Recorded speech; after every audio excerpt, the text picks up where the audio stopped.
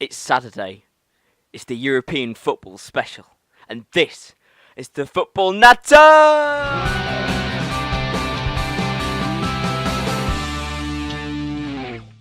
So Harry, what are we going to talk about this week? We're going to be talking about Europe's top leagues, who we think is going to win the Europa and Champions League, and our predictions for this Premier League game week. Let's start. So, we're going to start with the Bundesliga. We thought it was a great place to start with European football. Yeah. And you're going to talk to us about Dortmund, how well they've started this Bundesliga season. Well, it's safe to say it's a surprise, isn't it? I mean, first place in the Bundesliga, I don't think we saw that coming, did we? And then they're 4 points clear at the top at the moment. They're the top scorers in the league, and they've got the second best defence, so that's brilliant. I mean, let's talk about some key players here. Paco Alcacer. We've just been watching some highlights, haven't we? Yeah. We've been watching some brilliant goals from him. He's beautiful. He's rejuvenated at Borussia Dortmund. Obviously, he had that terrible spell at Barcelona, but now he's signed a permanent contract with Dortmund until 2023, I think it was. Yeah, it was. He's had some incredible performances. You know, he's got a hat-trick against Augsburg. So how crucial is he going to be to them staying in first place, Jack? Well, I think we saw, but the fact he scored the winning goal against Bayern, how crucial he's going to be. You know, he came on as a substitute that day, but he made such an immediate impact.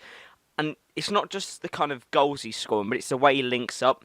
And what we see with him in the team is we see a lot of freedom for Marco Reus to get forward. You know, now the captain of Borussia Dortmund, the whole team kind of looks to him as the kind of, he is almost Mr. Borussia Dortmund. You know, Lewandowski's gone, Mario Götze went, now he's back. And he's, like you say, he's another crucial player, Mario Götze in the middle. Because he's such a good key playmaker. And we saw that, you know, a few years ago when he scored the winning goal in the 2014 World Cup. And being back at Dortmund, he's starting to reclaim some of that form he had at Bayern Munich years ago. And that's good to see. And that's one of the reasons why they're top of the Bundesliga. But going back onto Paco Alcacer and the role he plays, it's the goals he scores, it's the way he links up play. And he links up play from the front three to the middle, to in the middle of the park, which is so important in modern football nowadays. And when you're playing with the 4-3-3 or formation, like they do, but it allows them to change their shape, because not only can he play as a centre forward, but he can play as an out and out striker and get in behind. And you know, his quality of finishing on his day is exceptional. So, yeah, like you say, he is going to be key if they're going to retain that first place spot and, you know, keep that big gap between them and Bayern Munich. Yeah, he's been absolutely brilliant. And something that's really surprised me is kind of the variety of goals he's scored. He's got, you know, an amazing free kick that he scored. We saw that one earlier. And also, you know, he's a real poacher in front of goal. So I think Paco Alcacer, brilliant signing for Dortmund, and he's doing great stuff. But, you know, we've already spoke about Jadon Sancho, how important he's been. He's got 6 assists in the league so far. That's at the top, I think. So he's doing brilliantly. And then you've also got Marco Reus. We know he's brilliant, but he's never really sustained himself at the top for long enough. So this season is really a chance for him to, you know, set the foundations to do something great. But Dortmund, they're playing really well. They've got some attractive attacking style football, but the defence has been pretty decent itself. I'm wondering if this really is their season, they can do it again. Well, picking on Jadon Sancho, you know, we've talked about him in the past few weeks when we focused on England a couple of weeks ago. But he's, you know, he hasn't even started that many games for Dortmund. He's got 6 assists and God knows how many goals. It's nice to see an Englishman lighten up the Bundesliga. You know, we've got Reiss Nelson. He's just won Young Player of the Month for the Bundesliga for November. I mean, for Hoffenheim, he's tearing up the league for Hoffenheim. You know, English youngsters are starting to go to the Bundesliga to get game time because you don't get it at the big clubs like Manchester. Like, you know, Jadon Sancho couldn't get anywhere near the Manchester City team, and he goes to Dortmund, and within one and a half seasons, he is one of the standout players because they trust in the youth players in Germany. That's why they've got such a national team, because they trust them from such a young age. Maybe that's what you know, England needs to take. You know, we see youngsters like Phil Foden for Manchester City, but maybe we need to copy how the Bundesliga do things and say, you know, we are going to put, rather than buy a big standout player, we're going to trust our English youngsters. And actually, what you'll find is that if you give them the opportunity, they are hungry to take it, and they will perform to such a high level that a high level that you didn't expect them to play at. And Reece Nelson and Jadon Sancho are using that system in Germany to extend their careers, and actually they're ending up having such a better career because they've taken the risk to go to Germany. A country where they don't speak the language. It's a different culture, a different way of life in Germany, and they've taken that risk, in their teenage years, and it's paying off for them massively. Yeah, I mean, there's a whole thing with Brahim Diaz at City. It's the same situation. He should just think about moving on. I know that he's linked with Real Madrid, but maybe if he went to a bit of a smaller team, a bit of a stepping stone team, he could, light up a league as Reece Nelson is doing, as Jadon Sancho is doing, and really go on and become a great player. So, you've been looking into the falling Titans, Bayern Munich, haven't you? Well, Bayern Munich's such a weird one because at the start of November they were first. They were first at the start of November, and they've lost. They lost to Borussia Dortmund and drew the other two games that they had in November. So they've had a right rubbish run of form this month. Lewandowski, he's got 7 goals. I mean, that's a decent return for this. For this stage in the season. It's okay, but it's not really the Lewandowski we've seen, who's usually got 10, 15 goals by now. Kimmich, a great young player for Germany, great right back. He's got 4 assists, which is, it's all right. They have got assists in other places over the park. They've got James Rodriguez, Thiago, great players. But maybe it's the fact they sold Vidal in the summer, which was kind of such an important part of their midfield that maybe they just can't replace. Maybe Thiago doesn't have, as the defensive quality that Vidal had, and how big a part he played in kind of securing and playing in front of the back line of Bayern Munich. What an interesting stat about Bayern Munich is that they've averaged 17 shots per game. Now, what that tells you is, well, they're making the chances, but for some reason they're just not finishing them off. And actually, if they had finished a few more of those shots off, they would have been winning games. They drew 3-3 against Freiburg the player equalised in the last minute. That's not the Bayern Munich we've known from the past. And Niko Kovac, former Frankfurt manager, he's made a big step up in himself to go and manage Bayern Munich, such a big club. Taking over from Carlo Ancelotti, the predecessors being Guardiola. Such a big job, and apparently he's got the backing behind him from the higher positions in Bayern Munich and the players. But he really has got to have a good December before they go into the winter break in the Bundesliga and try and turn Bayern's form around. Yeah, I mean, one of those draws was against Fortuna Dusseldorf, who are only above Stuttgart in the table, so at 17th place.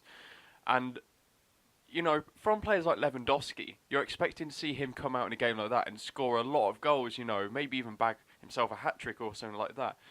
And, is he quite the striker that he was? You got to wonder, he's getting older. He's had his moments where he's been in good form, but it's all about consistency. If you want to win a league, you've got to have that consistent player up front, and he's really got to find his form. Even Kane for Tottenham, he's going through a similar thing. He's trying to find his form. So if Lewandowski does find this, do you think they have a chance at coming back later in the season, or are the other teams above them too strong? Well, what the winter break does in the Bundesliga, it allows a total refresh for players. They can go away and do a kind of mid-season training camp, and that is really going to be vital for Bayern this season, going to the back end and the last few games. So there's still plenty of time for them to turn it around, but they've got to really get a move on about it. Lewandowski, if he does find his form, they're, like you say, 17 shots per game. They create chances. He just needs to. Well, I don't even necessarily think it's Lewandowski's fault. I think you've got Ribery, who's 34, 35. You've got Robben, who's like 33, 34. Thomas Muller isn't scoring the goals like he used to. They do have an ageing team in terms of attacking. They've got young players like Gnabry, just signed Alphonso Davies. So they have got hope for the future, but they need to really integrate those players, and those players need to really step up because, these are veterans of Ribery and Robben are veterans of the Bundesliga now. They're veterans of football, and they are dying out in a sense. Their football, how good they are on the pitch is starting to slow down. So, they are recognising this by bringing in Alphonso Davies, but it's going to take him maybe a year to properly get into the speed of it. The MLS is a completely different ballgame to the Bundesliga. You're playing in hot, lovely climates in Colorado to horrible snow in Cologne. It's a completely different environment, and he's got to adapt to that. Um, but there's certainly hope for the future for Bayern, if not this season. But we may well see the title go away from Bayern and end their just supremacy in the Bundesliga. So I've been looking at another team. I've been looking at Borussia Mönchengladbach.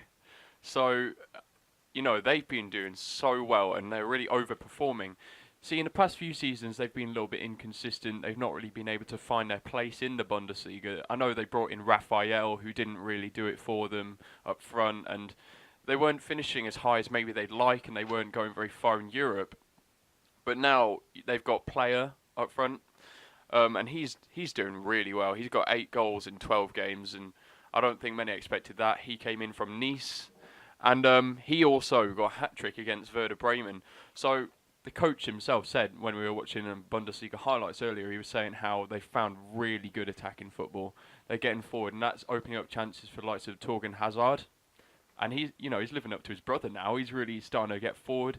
You wonder if maybe he's even going to get a transfer away. He's playing so well. He's got 5 assists. He's got 8 goals himself. And I don't know, how far can they go?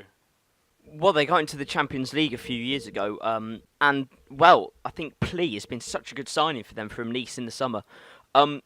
It's finally kind of what Torgan Hazard is needed, because, like we talked about with Paco Alcacer, he again brings a different kind of role to Gladbach. And Torgan Hazard, well, like you say, everybody sees him as Eden Hazard's little brother, but really he's making a stake, as his own player rather than in the shadow of his brother Eden. He can score with his left foot, he score with his right foot. His kind of creative ability to pick out passes is fantastic, and he's going to be key if they are to continue this great run of form. What are they, second now? Second in the Bundesliga at the minute. They're going to keep pushing Dortmund. We've got Frankfurt, who I'm going to go on to in a second, who are third, and they're in amazing form. So Gladbach have really got to keep their foot on the gas, and Torgan Hazard's going to be key to that. Yeah, as you said, second in the Bundesliga and 4 points behind Dortmund. I'd love to see an underdog win it. You're going to talk about Frankfurt, but there's Leipzig up there, who I know have become kind of prominent towards the top of the Bundesliga recently. But I would love to see a team like Mönchengladbach or maybe Eintracht Frankfurt go on and win the league.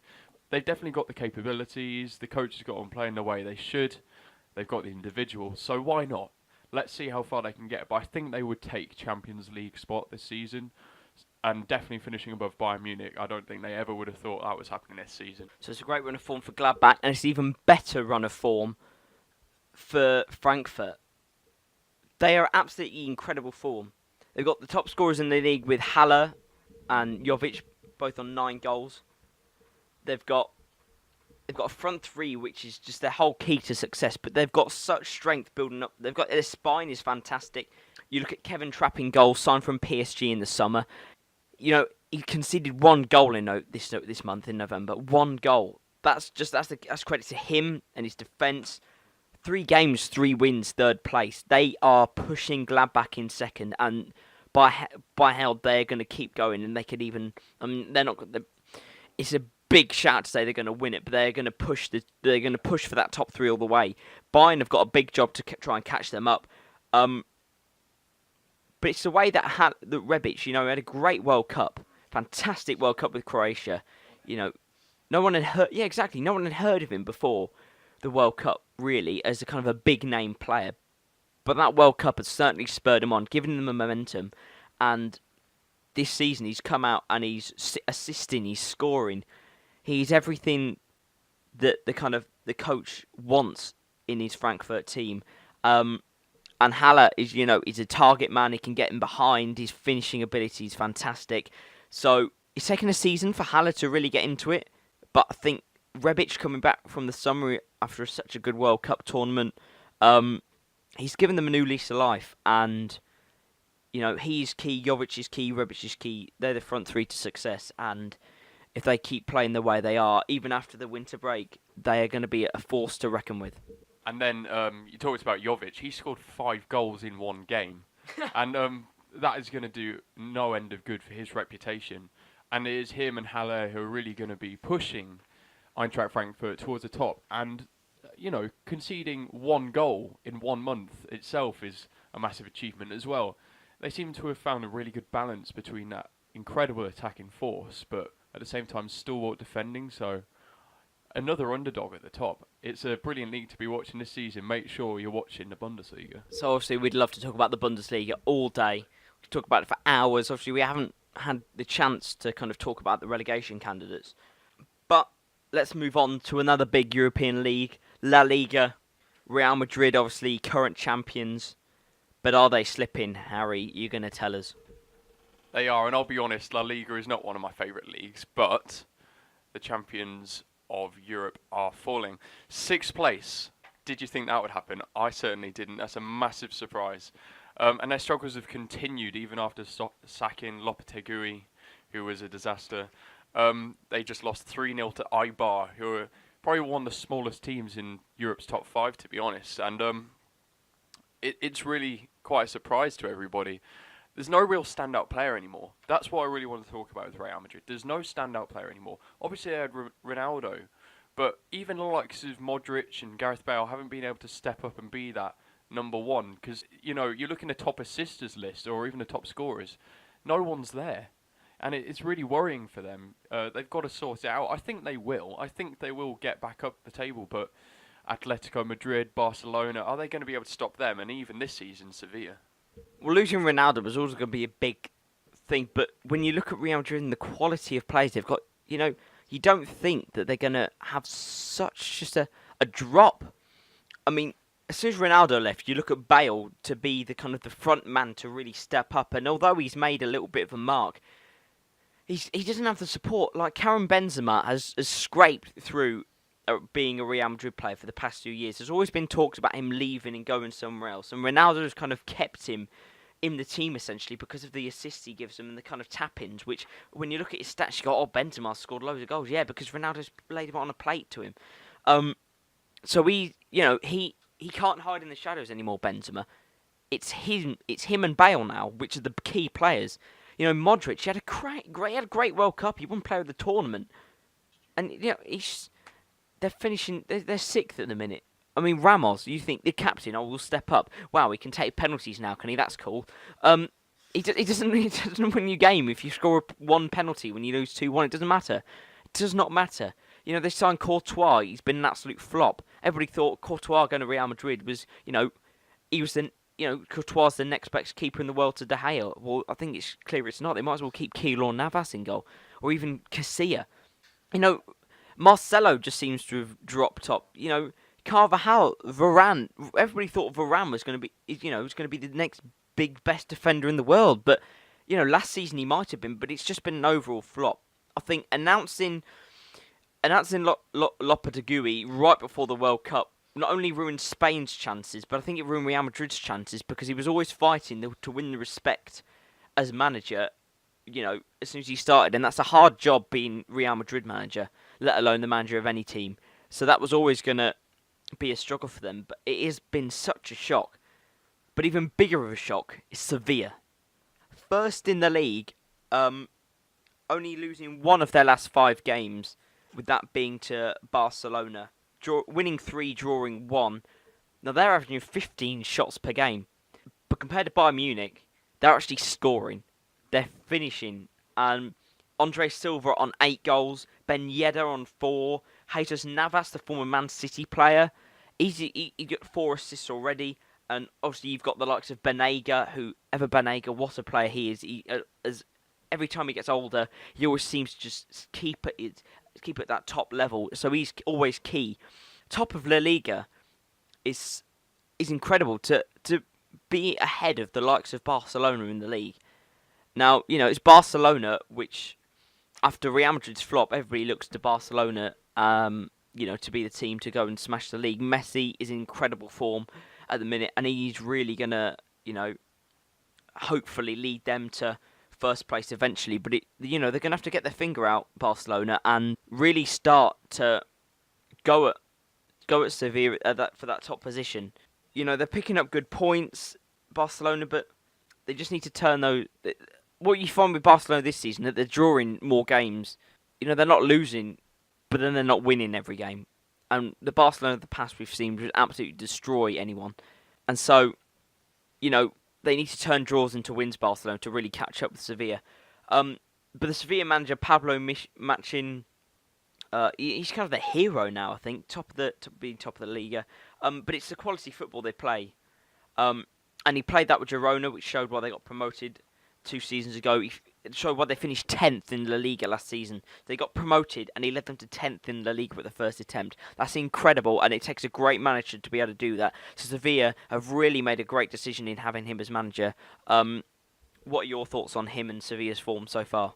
Well, obviously that manager's left a great lasting impact. You've seen Stuani, who's actually in quite good form himself. I believe Girona are about 8th place. But on Sevilla, yeah, they've been brilliant. Ben Yedder, we've always known he's a capable player, but he's finally performing. Andre Silva, well, he definitely didn't do too well at Milan, did he? But he's definitely showing the potential that he did before at the moment. It's a massive surprise. I think Barcelona are able to step up. They've got some excellent players. We haven't even spoken about Artur Melo. He's so good. He's like the new Iniesta, he is. I wonder if he can actually keep it up. But there's also Alaves around there as well. They've been up in first a couple of times.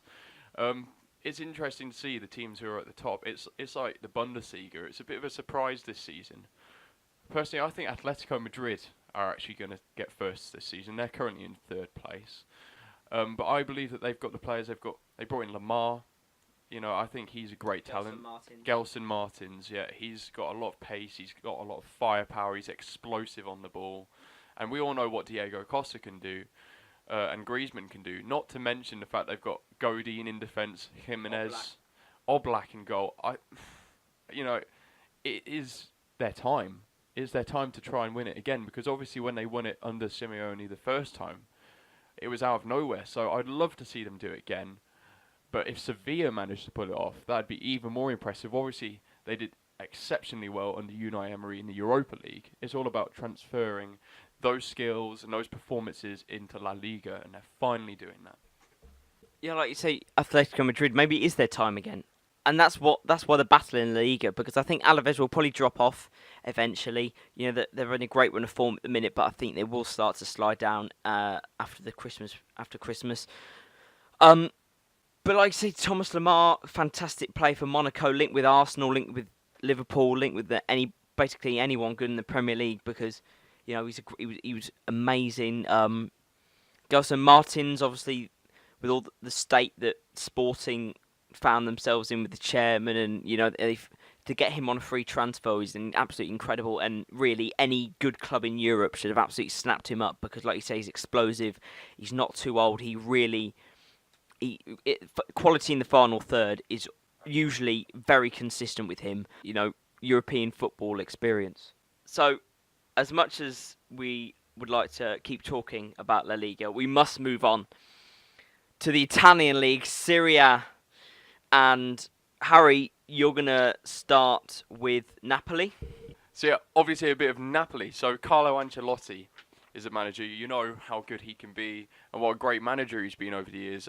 He's continued their incredible attacking style, which obviously Sarri bought with Sarri Bowl.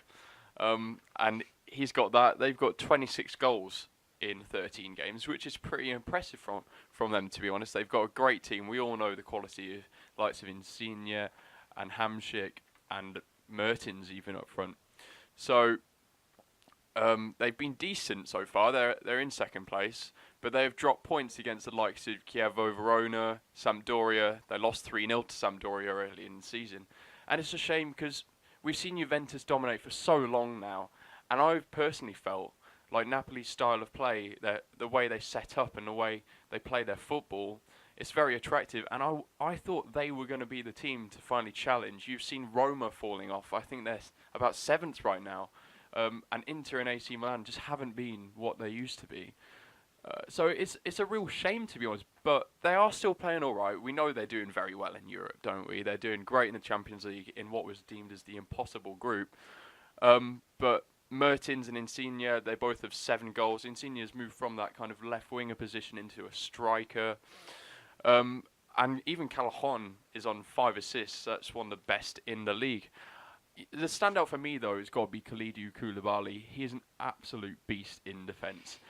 In Europe, in the Champions League, he has been pivotal to them being first in the group that contains PSG and Liverpool. His slide tackling, or just the fact that he's such a rock in the defence, has been absolutely vital to them doing this well.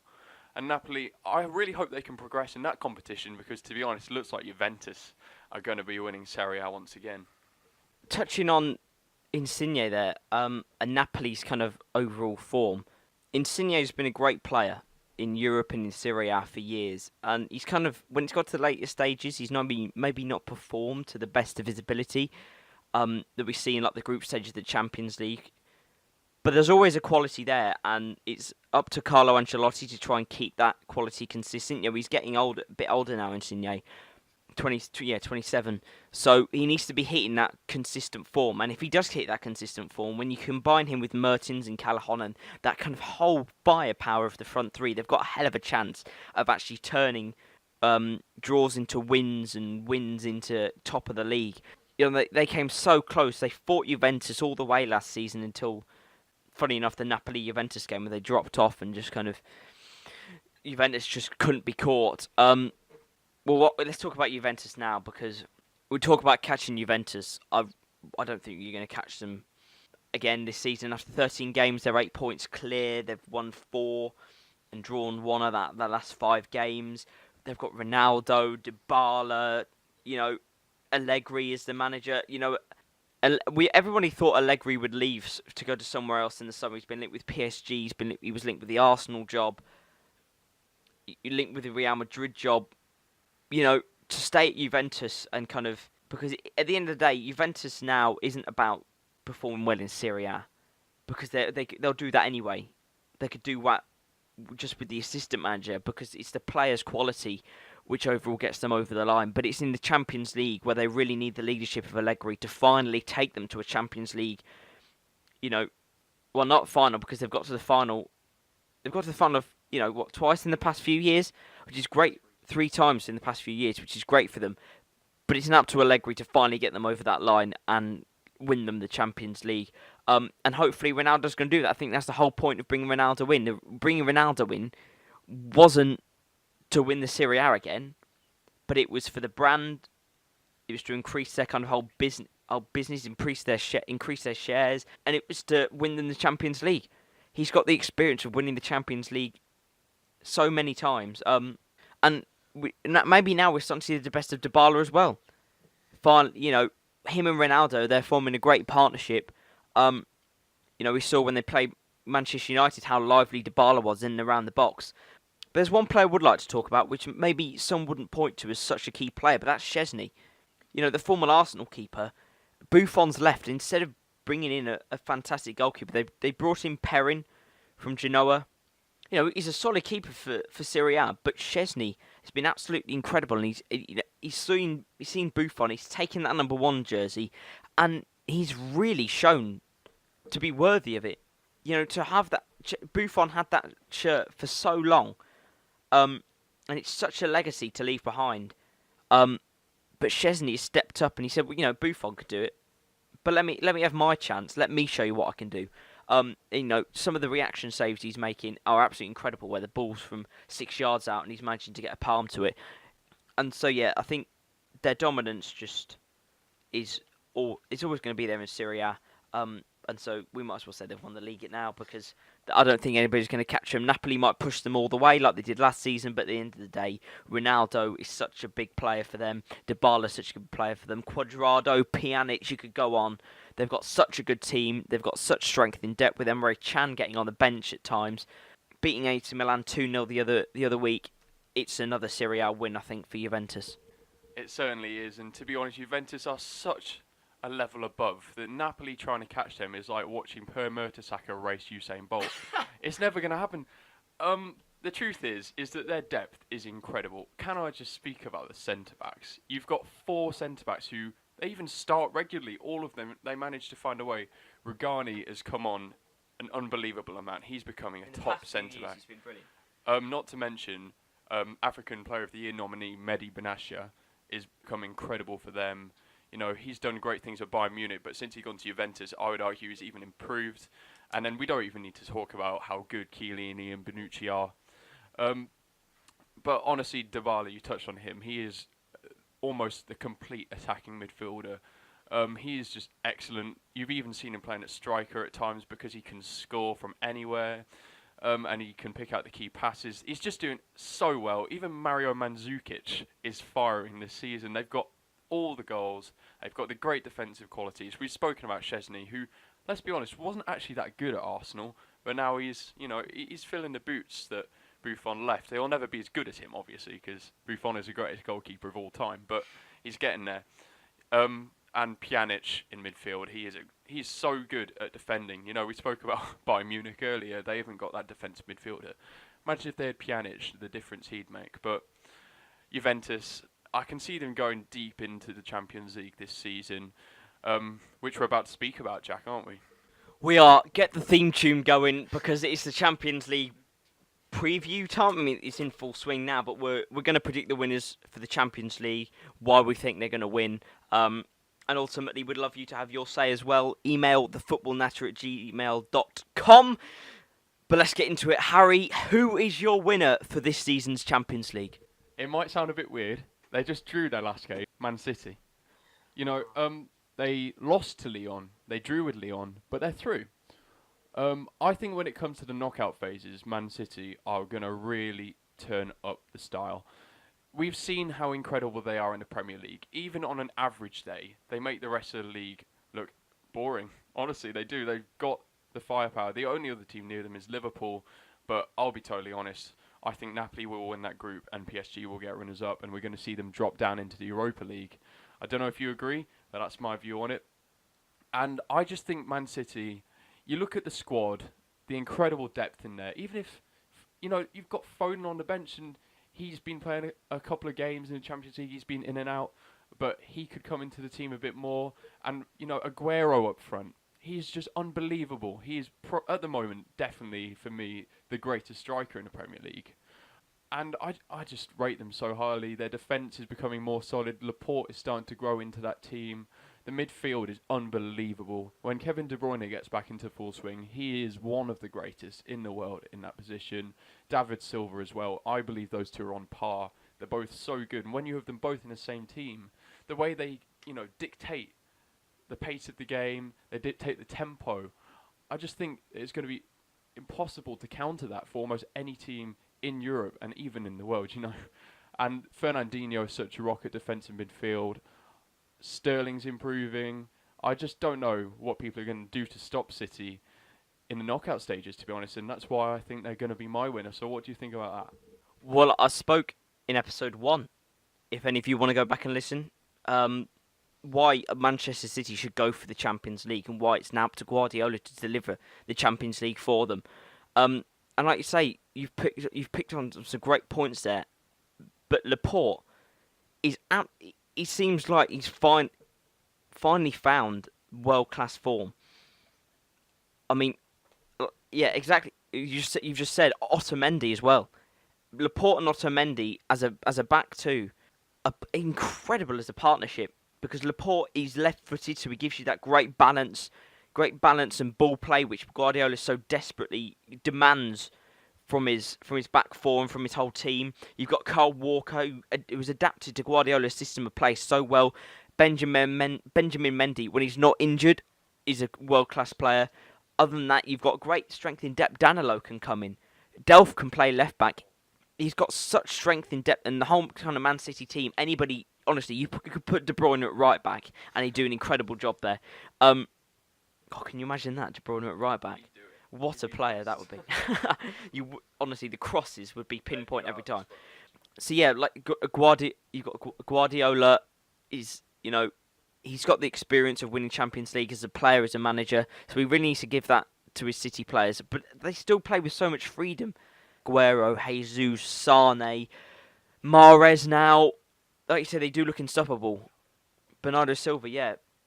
But they're not going to win it for me. I mean, they're going to come close.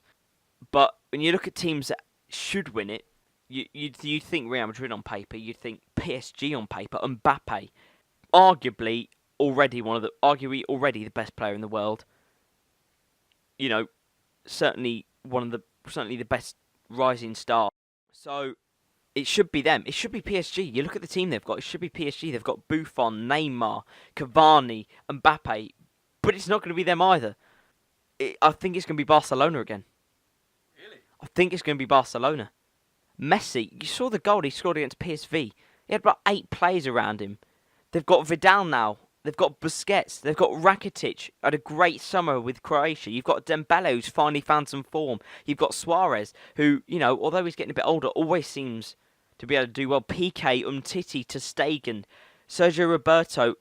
Not only on paper are they quality, but I think then because they're not at the top of La Liga, maybe they are focusing more on the Champions League. Maybe that's why Sevilla are top of La Liga, because Barcelona have said, well, we've won La Liga in the past. We want to win the Champions League again. That is the biggest club competition in the world.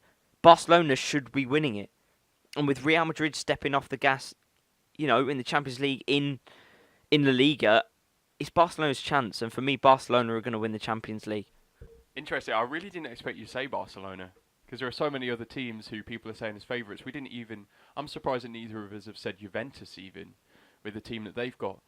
Barcelona, they've definitely got the quality in that starting 11 to win it. You look at that, Messi, Coutinho, Dembele up front. I didn't mention Coutinho. Coutinho, I read an article on him recently. Someone watches every game and they analyse his performances, and they say how he's fitting into his role so beautifully and so elegantly at the moment. Not to mention their midfield, Busquets, Arthur, and also Vidal. They've got some incredibly high defensive qualities, but also some creativity, and they can dictate the pace of a game, similar to the way I was speaking about with Manchester City. The only worry I would have about Barcelona is, surprisingly, their squad depth isn't that good. I think the starting 11 is definitely one of the greatest in world football, but it just worries me, they've always got the goals, but around the rest of the pitch, have they really got the depth to come, to go all the way and win it? I think they've definitely got enough to go deep into the competition, but I don't know about depth-wise if they can win it, and if City or another team might have the upper hand in that department. I completely forgot about Arthur. I literally see him, I think, as the next Iniesta. Iniesta went to Japan, and arguably even at 35 or however old he is, he still played a vital role for Barcelona last season. And I think Arthur's just come in and replaced him. Nobody saw Barcelona signing Arthur, I don't think, in the summer. He wasn't one of the big players linked to them. But he's come in and he's performed amazing. And I think he's one of the key to their midfield. Rakitic, he's 28, 29 now, so he's getting older.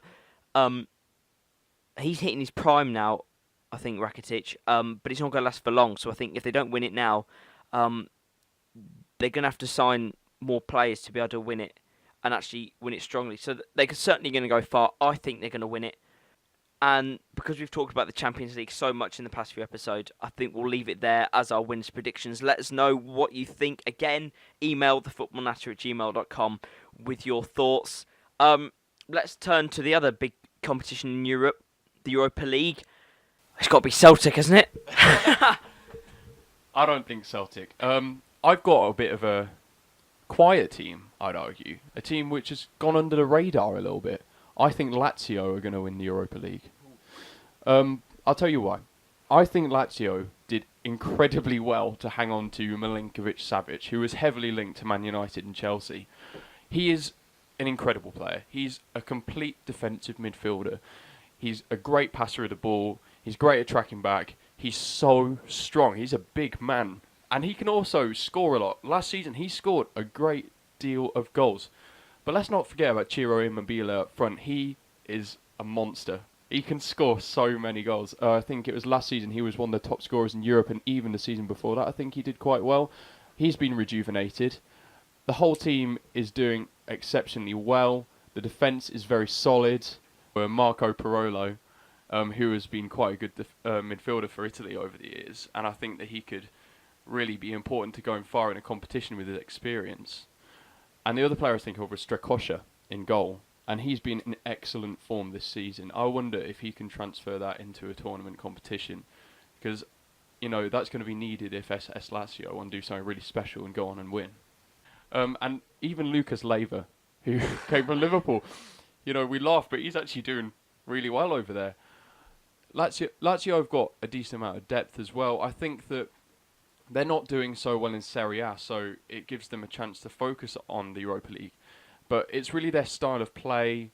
I know it's been against smaller teams so far, but wouldn't it be interesting to see a team like Lazio, maybe a smaller team, on the grand European stage go all the way? We saw it with Marseille last year as they got all the way to the final, but I think they've got the quality in the players there to go and do it.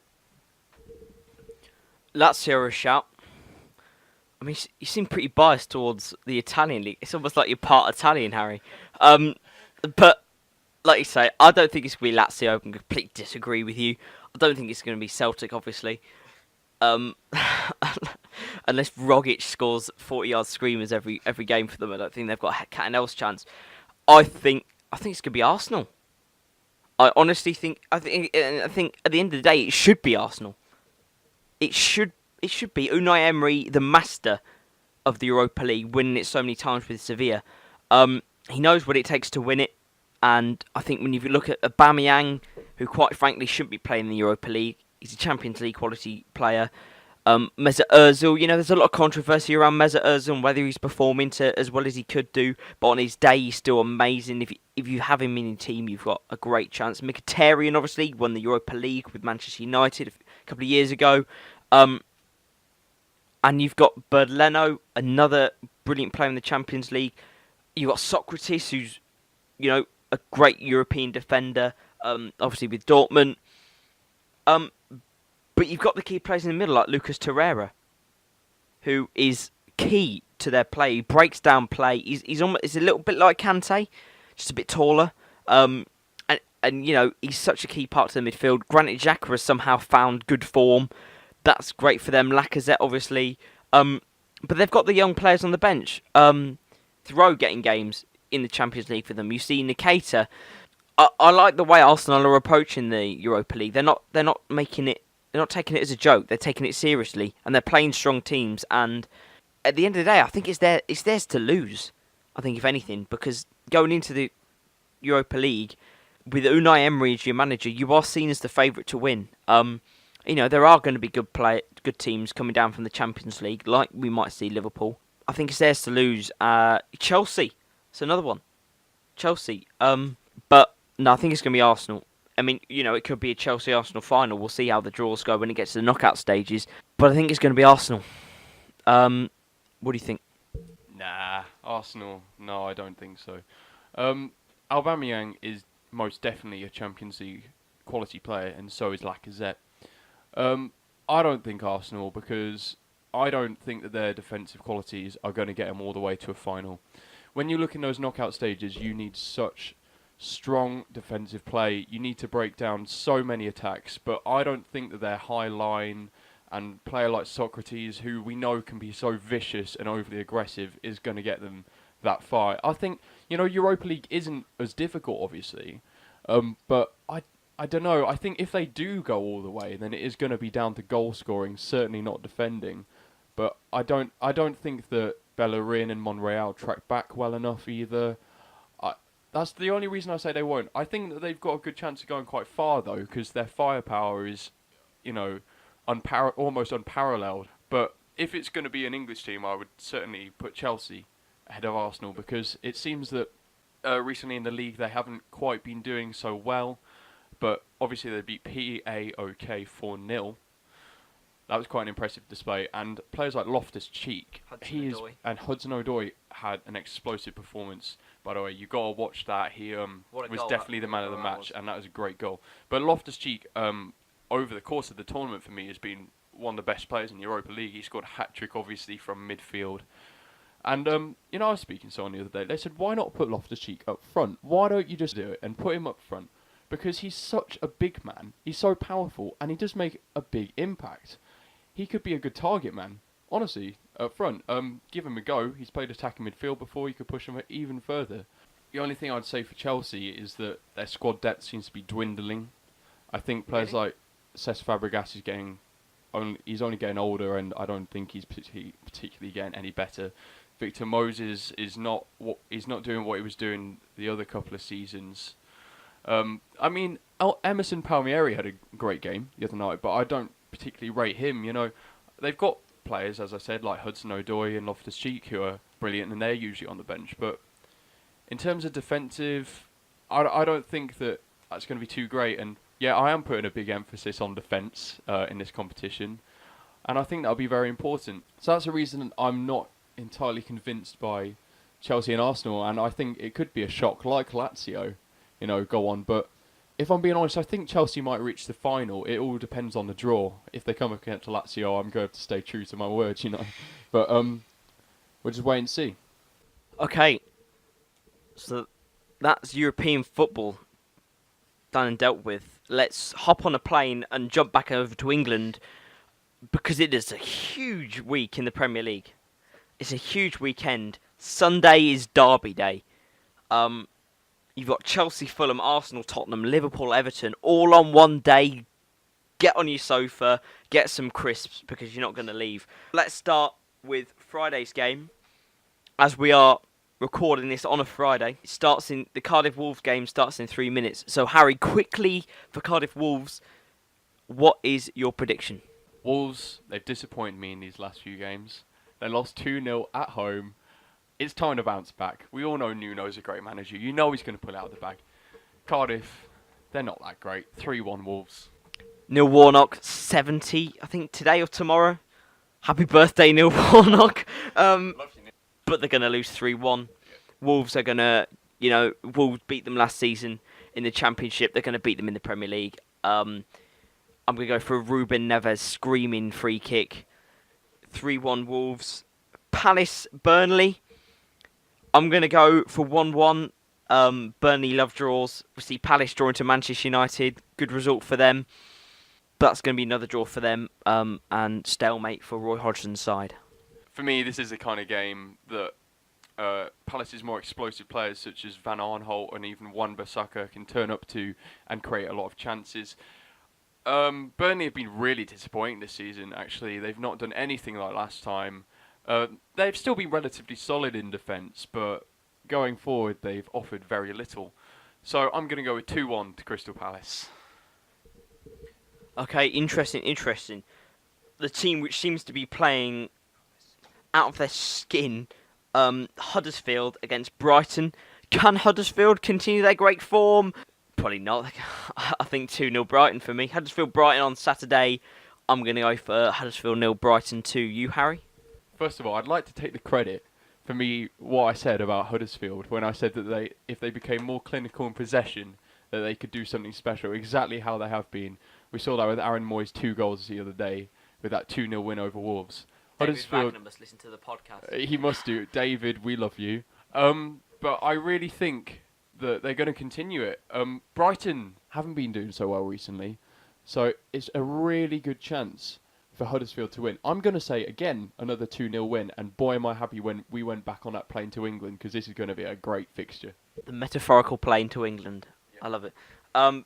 Leicester, Watford, big game.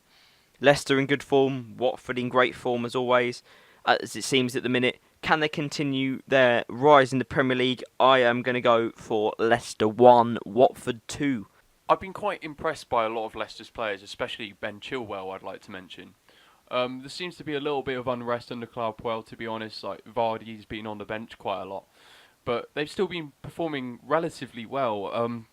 Watford, they've remained true to their usual selves and been incredibly inconsistent.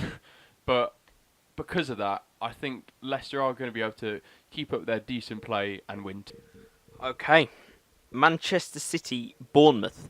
Bournemouth, Eddie Howe, great run of form in the Premier League as always. Manchester City, dominant in the Premier League as always.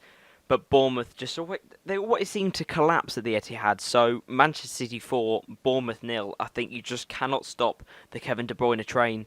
And Bournemouth are on the tracks at the completely wrong time. They're not going to derail Manchester City. In fact, Manchester City are just going to crash into them and push them out of the way. It's Manchester City 4, Bournemouth 0 for me. Bournemouth, they've been so unlucky recently. We saw it in the game against Manchester United where they drawed a little. They deserved something out of that game. And even in their last fixture, I felt they played well. They were unlucky. Now, this could go really wrong, but I'm feeling a complete shocker here. Man City, I know I said they're going to win the Champions League, but every team has its off day. And I think Bournemouth, it's time for their fortunes to swing in the correct way. They've got Callum Wilson up front. They've been playing well. I think it's time that they finally break City down. And I'm going with Manchester City 1, Bournemouth 2. I think you might need to get checked out, mate. Manchester City are not going to lose to Bournemouth. Newcastle, West Ham. Newcastle finally actually winning games. Actually showing good runs of form. It's great to see. I am a bit partial to Newcastle. Love a bit of Rafa Benitez. I'm going to go Newcastle 2, West Ham 1. I should probably put a bet on that Bournemouth game. But anyway, don't gamble, kids. But anyway, yeah, I'm also partial to a cheeky bit in Newcastle, to be honest. Rafa Benitez has been setting them up pretty well recently. I think 2 wins in a row for them. So they're starting to put together some decent form. We all know how solid Lascelles can be at the back, and we know that they've got some dangerous players around there. Oh, Salomon Rondon, we know how naughty he can be up front. No, but jokes aside, I think they've got players like Iozo Perez who are actually very good. So I'm going to go with 3-0 to Newcastle, actually. Fair enough, but Newcastle win either way for us. Southampton, Manchester United, the last game of Saturday. Southampton never score at home. Manchester United don't seem to win. But I'm going to go for Manchester United win on this occasion. Jose Mourinho to get a 1-0 win at St Mary's for me. I think every week, Jack, you do say that Southampton can't score at home.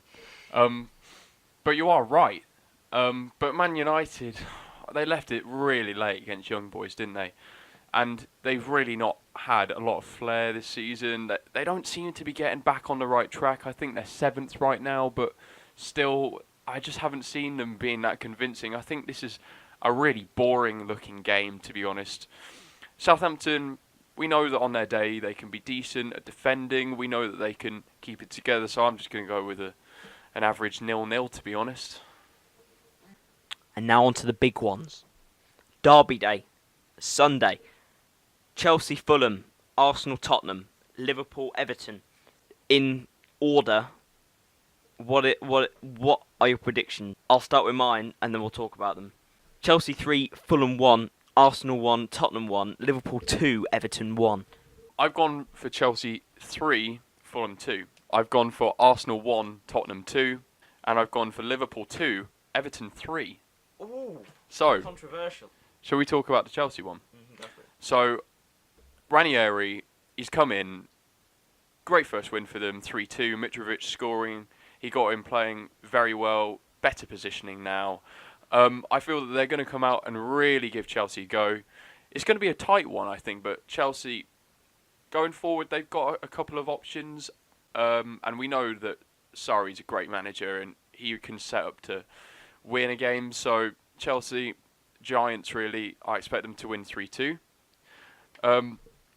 As for Arsenal, Tottenham, well, they're 2 teams kind of on the opposite ends of the spectrum. Arsenal can't seem to get a win at the moment. They're still unbeaten, remember, but they're drawing an awful lot. Tottenham, on the other hand, in excellent form. Beat Inter Milan. They performed really well, actually, especially Moussa Sissoko. He was excellent in midfield. His career is going on the up, honestly. And in the first half, Harry Kane did some excellent work on the ball. I think Tottenham, they've got it. I think that they do very well against Arsenal, especially recently, and 2-1 would be a fair shout.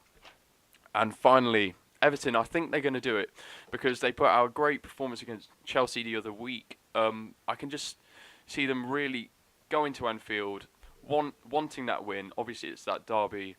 They've got players like Richarlison, Sigurdsson, they can do things out of absolutely nowhere.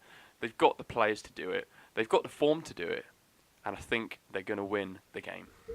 Well, Jurgen Klopp has never actually beaten Marco Silva as a manager. Didn't even beat him when he was Hull manager, and that was a wicked few months for Hull. But I just see Liverpool being too strong for Everton. Anfield, the home fans behind them, the cop. I think at the end of the day, Liverpool are going to win 2-1. It might be a scrappy goal. It could be a screamer. You don't know what happens in derby games, but at the end of the day, league position doesn't seem to matter in derby games because both teams get up for it and they play out their skin. So it's going to be a great game. It's always a good game. The Liverpool-Everton game. Arsenal-Tottenham, great North London derby, but I think it's going to end in a draw. Arsenal, they beat Crystal Palace the other week. They are in a good run of form. They are still unbeaten in the last few games. Tottenham, obviously, a great run of form as well. Christian Eriksen and Kane are going to be key to them having a chance of winning the game. And Chelsea, Fulham, well, Ranieri did great in his first game as Fulham manager, but I think going back to his old club, Sarri's going to want to make for the loss against Tottenham in the Premier League the other week. I think Chelsea are going to come back strong. They're going to come back on the back of that 4-0 win in the week. Chelsea are going to win 3-1. And we're done. That was the European football special. We've looked at the Bundesliga, La Liga, Serie A. If you want to let us know your thoughts, your opinions, email thefootballnatter@gmail.com. Leave us a comment. We're always happy to hear your feedback, as well as your opinions on what we've said. What would you like to talk about next week? We'd love to hear your suggestions. But that is it. Thank you, Harry, for joining me. Thank you once again for listening. I've been Jack. This has been episode 4 of the Football Natter.